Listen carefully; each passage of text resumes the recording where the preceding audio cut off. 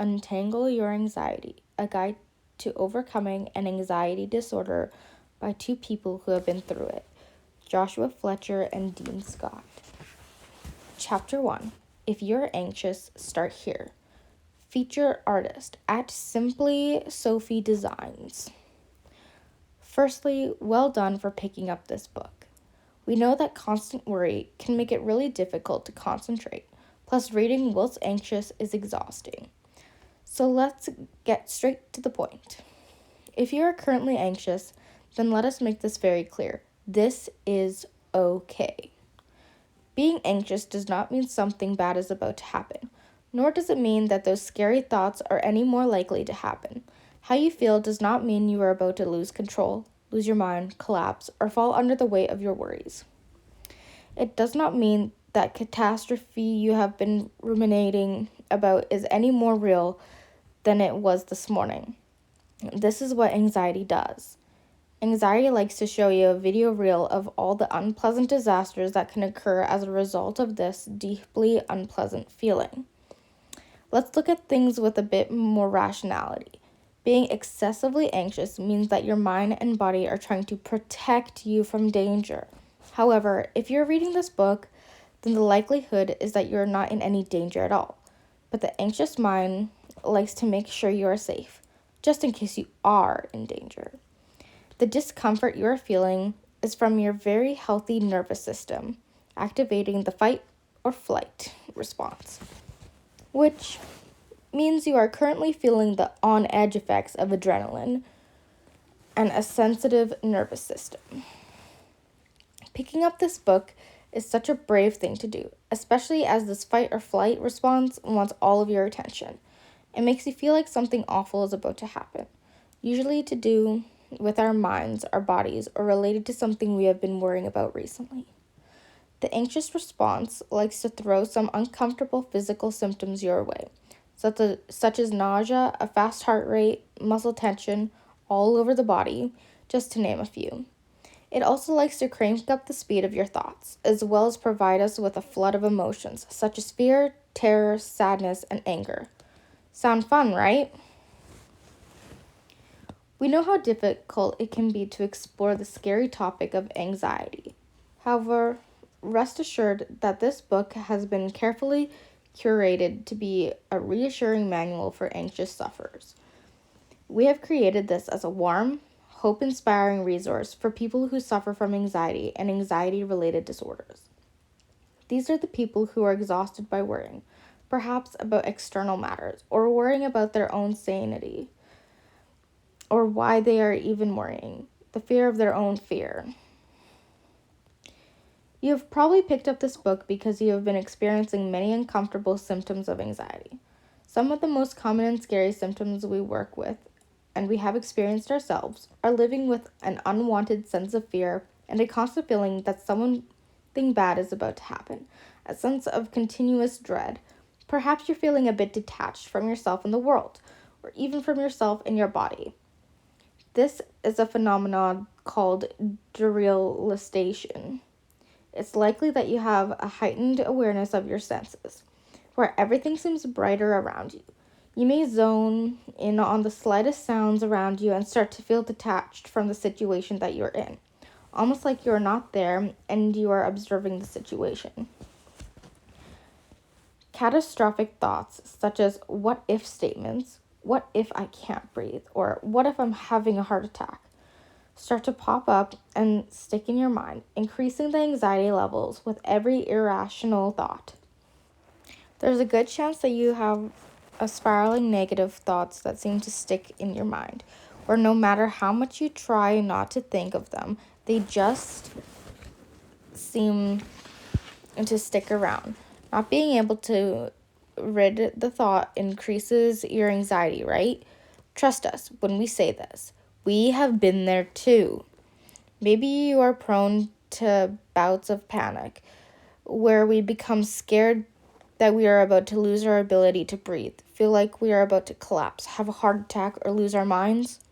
Furthermore, you may experience an increased heart rate and shallow breathing, sometimes out of nowhere, making you feel on edge, where most where the more you think of it, the more you can feel your heart racing, causing you to perspire and your palms to become sweaty.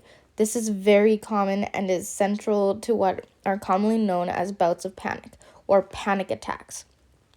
Although we don't like to use the term attack because the term is biologically inaccurate.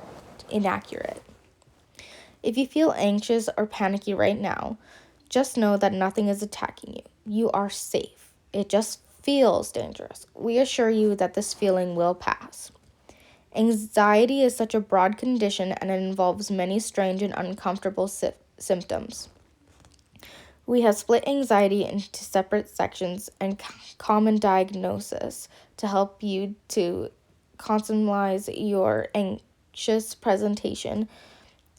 As a psychotherapist, Josh often works with various presentations of anxiety. A proportion of the clients he sees actually come with diagnoses from other doctors or psychiatrists. Whilst he feels there is too much medicalization of the mental health field, he does believe in the value of disordered anxiety, having certain terms to help us identify common presentations or excessive anxiety. Here are some examples of common anxiety-related conditions. Just to be clear, we are not diagnosing you. We are just using these terms to show you many common presentations of anxiety. We invite you to make a note in your mind or on paper of which of these apply to you. Panic disorder or fear of panic. Panic disorder occurs when we become frightened of anxiety and panic attacks. Furthermore, we may not know why we are panicking, so we may spend a lot of time trying to work out what is wrong with us. People who fear panic will almost always avoid doing things for fear that they may go insane or that something awful might happen. The most common excuse for avoiding that we hear is, I avoid just in case I have a panic attack. Do you get those thoughts of, what if I'm on my own and I suddenly get anxious? What will I do?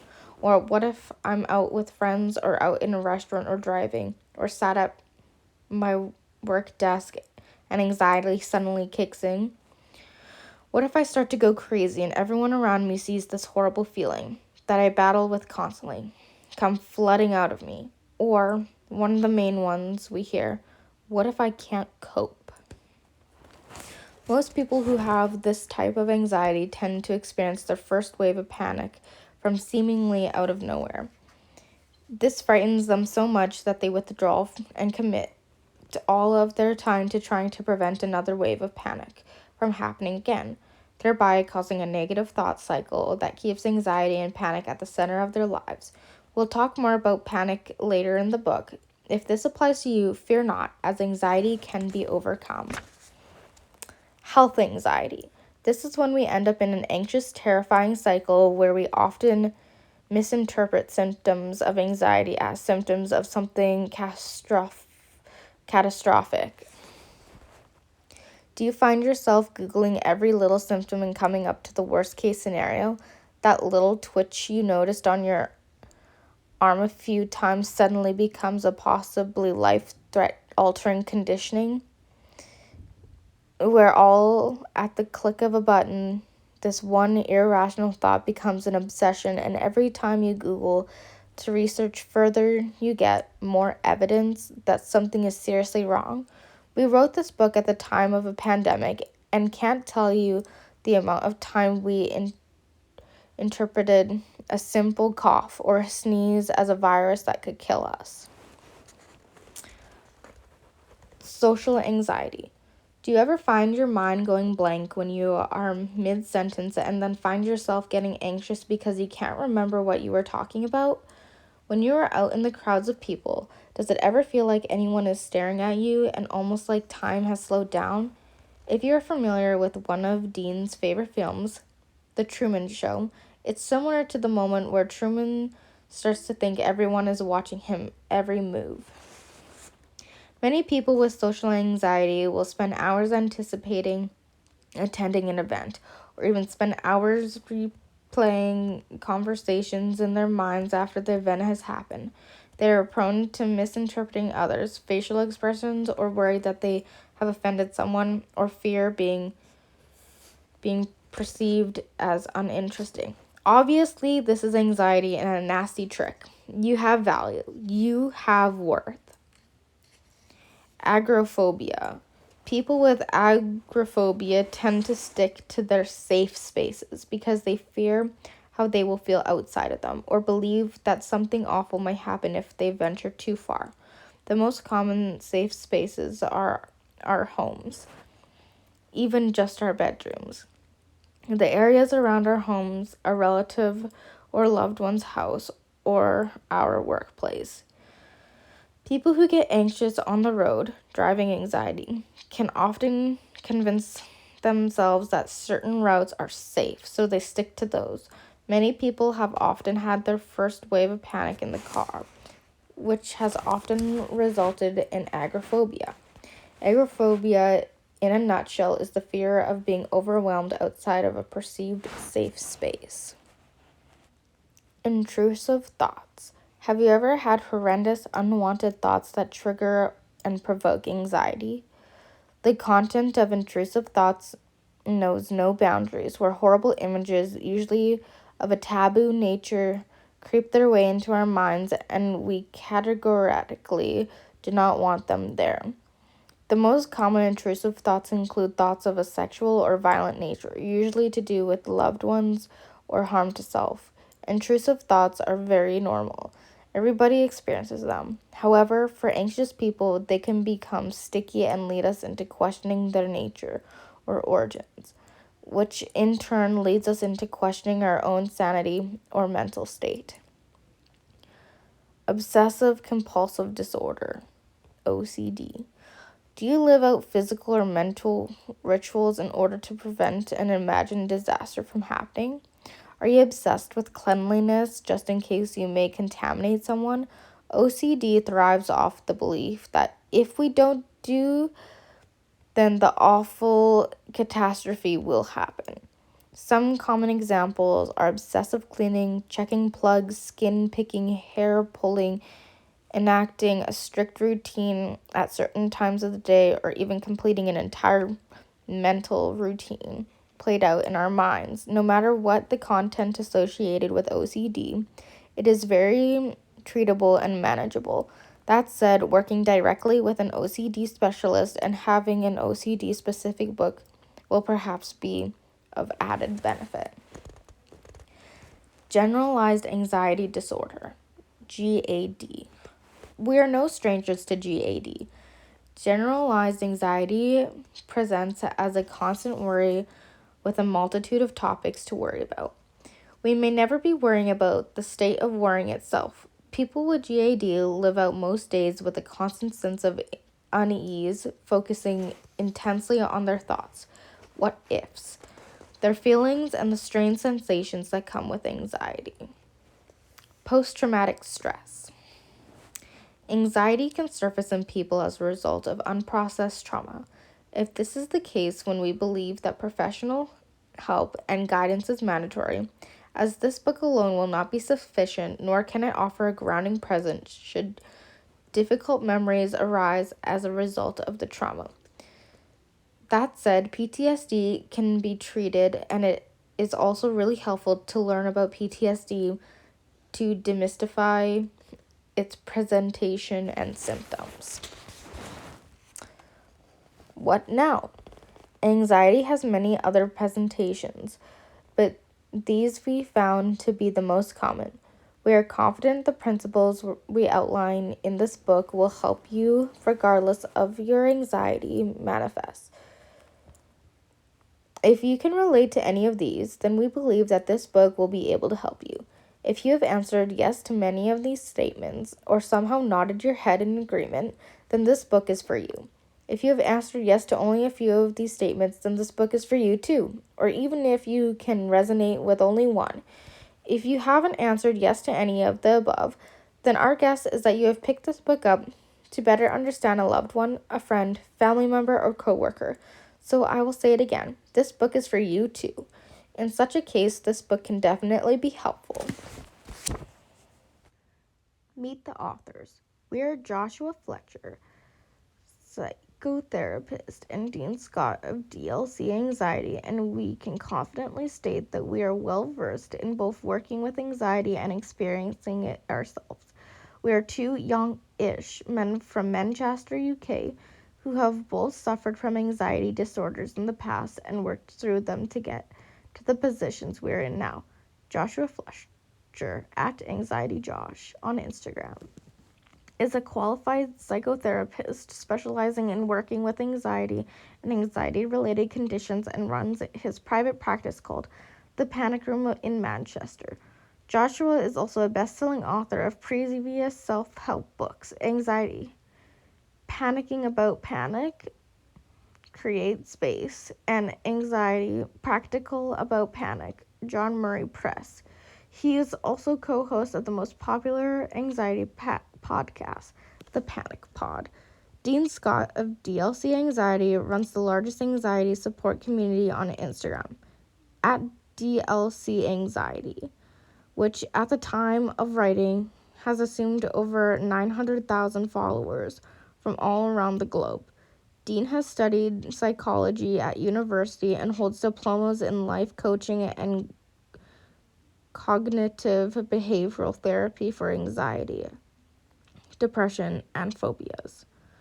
Further to Dean's academic backgrounds, he has also overcome panic disorders and believes that this personal experience of overcoming anxiety really resonates with his Instagram community. By promoting an open dialogue on his platform, he believes that people dealing with an anxiety disorder can feel less alone. They can listen to what works for other people and also share what works for them. DLC Anxiety is a worldwide virtual community center where everyone comes together to support each other on their own journey to recovery. Dean also enjoys interviewing people about mental health, including relevant professionals and celebrities. We are privileged to be able to share our knowledge and expertise to as many people who will listen. Yes, we have the professional and academic backgrounds, but we also have walked in similar shoes and share a lot in common with you. We are just further down the recovery path at the moment, and we have written this book to help guide the way.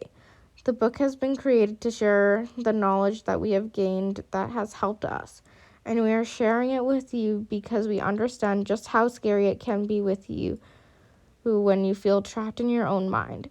Ultimately, we understand how terrifying it can be when your mind runs faster than you. We understand how difficult it can be when your mind has become entangled with itself and everything feels confusing. Let us try and help you untangle that anxiety. We know that it's like when you wake up and start to wonder when the anxiety will start to kick in. Then when it does kick in, it feels like the battle for every day has commenced. Have you ever woken up not feeling anxious, then infuriating made yourself anxious because it felt strange to not be anxious in that moment? Well, we have been there too. How about if we told you it may feel like a battle, but it's not? How would those words sit with you? This is by no means us belittling the anxiety you're feeling. This is us shining a big light on your anxiety and saying, hey, we know your tricks, and we are about to pass on that knowledge to our readers. So you better be ready, because when they face you next time, they will start to see the cracks. Dean. When Dean was in the middle of a panic disorder, he turned to a very dear friend of his for reassurance. They had spoken a little in the past about anxiety, and he was aware that he used to struggle with anxiety in his 20s and early 30s. Dean's friend is now 42 and living with anxiety disorder free. His words carried weight. When Dean was telling him how he was feeling and what symptoms he was experiencing, his friend would reply with examples from his past when he used to feel exactly the same. Dean's friend would help him feel like he was speaking from his perspective, like he had walked in his shoes. His experience felt more valuable than any doctor's appointment. That said, the doctor had been an excellent place to start in ensuring his symptoms were anxiety related by ruling out other conditions that could cause similar symptoms. But once those had been ruled out, he had felt like his options were limited. Dean was offered medication, told the benefits of exercise, healthy eating, mindfulness, and self-help, CBT, and was sent on his way to figure out his own journey to recovery. Yes, each one of these options were proven to reduce anxiety levels, but he needed more. Ultimately, Dean needed a way out of the constant overthinking, the constant worrying about when might the next panic attack occur. He didn't want to wake up in the morning and have the first thing on his mind be anxiety. He wanted to feel how his friend did. There was a desire to feel pre-anxious. Dean and he worried if this was even possible anymore. The knowledge Dean gained from his friend was the number one reason that he was able to help himself break free from an ongoing cycle of panic and worrying about thoughts and sensations. I am forever grateful to my friend for telling me that anxiety wasn't going to send me crazy and that I wasn't always going to feel this way. Even though I felt stuck in an anxious spiral of irrational thoughts and fear, I was grateful that there was a light at the end of the tunnel, that everything was going to be okay. I will always remember my friend's words. If I came out of it, you can too. That really stuck with me. My friend was no different to me. We were both in the same job, living similar lives, yet he was able to wake up and the first thing on his mind would be food and not anxiety. I must admit, the second thought on my mind was food. Dean wants to bottle his feelings of hope that he received and pass it on to as many people who would listen. He also wants to share with you the tips that would help him reduce anxiety or not focus on irrational thoughts.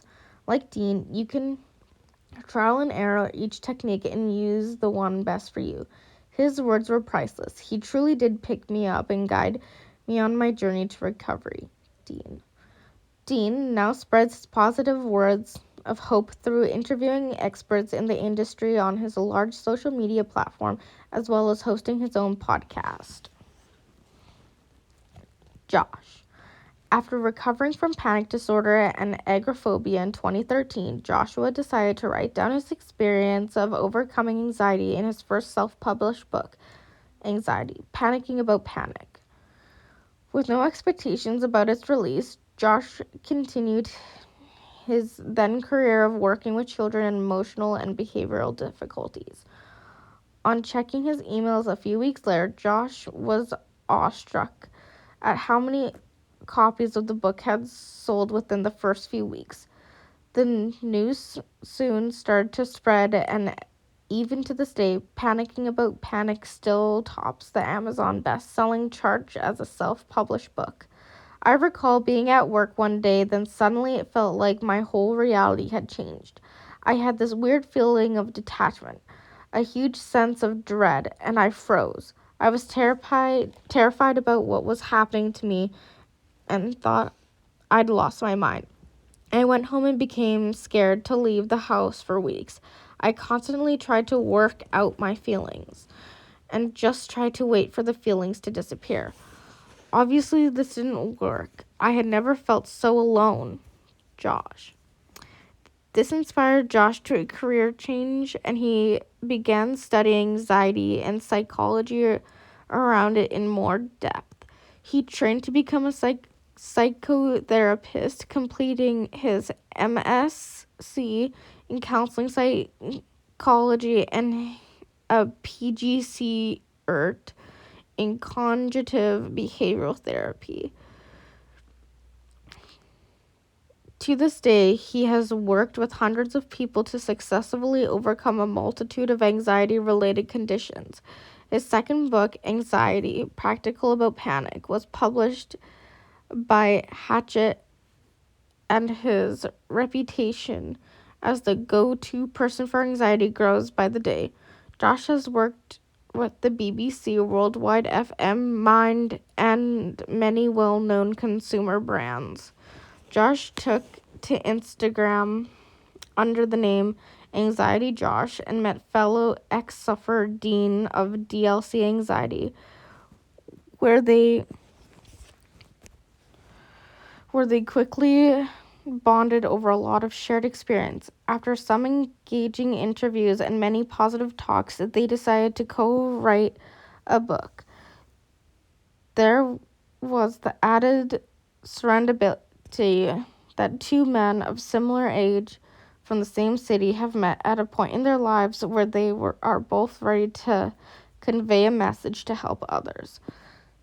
This is a lovely opportunity to work with someone who actually gets it. And we're so excited to share what we know with the world. Josh. In conversation. Josh, what can you tell us about your experience with anxiety, Dean? Dean. So myself, I have general anxiety disorder. Like a mixture of general anxiety disorder and panic disorder. Oh, and a mix of health anxiety in there. So, how it started was after the passing of my father, and like any male does, I kept the emotions in and cried to just get on with my life. Almost put it in the back of my mind. Josh, how did keeping emotions in work for you? Laughter. Dean, yeah, well, what happened was, 2-3 months down the line, I remember just being in the middle of the shopping center because it's one thing that I enjoy doing, going shopping. Lo and behold, out of nowhere was just this huge sense of impending doom that something was seriously wrong with me. Josh, oh yeah, I could relate to that. Yeah, was it like when your vision just goes a bit weird and you're like, whoa, I don't feel here? Dean, it was like that, and it was like, do you know you've been mentioned it before in the past, you know, that whoosh feeling? So you can just be doing what you normally do, and then it's just a completely different feeling that almost overtakes your body. Josh, oh, the whoosh. Dean, yes. Josh, yeah, like, it's the perfect description, like a whoosh. Dean, yes. What happens here? But in response to nothing, because we know the shopping center for you is not dangerous.